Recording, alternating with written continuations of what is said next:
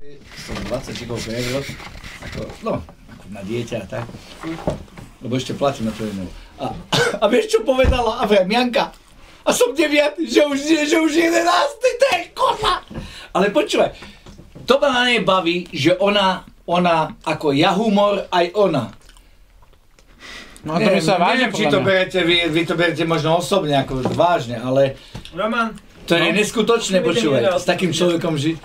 A mňa toto baví na človeku, že je inteligentná, je silná na slove a ja jej dám otázku, ona otázkou odpoveda. Ja jej dám otázku, ona otázku. A toto mi chýba. Ne chýba nejaký keks, si zatrtkám kde chcem, ale mne chýba ten človek, inteligencia by chýba. no dobré, však ale...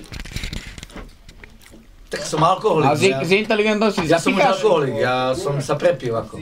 A z inteligentnou si zapíchaš? Či si s inteligentnou zapíchaš? Tak ako nerobím to napríklad s takým dievčatom, ale robím to slobodná mamička také, aby som nerozbil rodinu. Aby som niekomu nenarušil ako srdiečko. Robím také. Roman, stačí.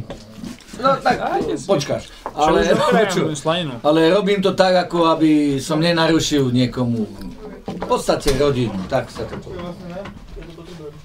Môže mať aj tieto. Dneska som bol s takou, že no tá Janka.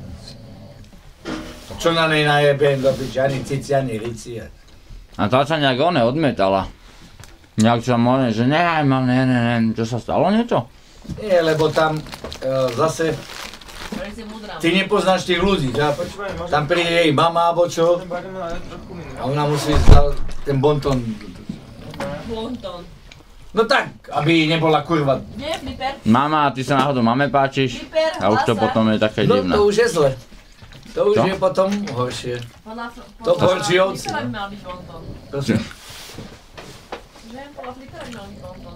A tak on nevie, ale keď sa zobudí, uvidíš. To bude prvý, čo sa zobudí a ten skočí na teba.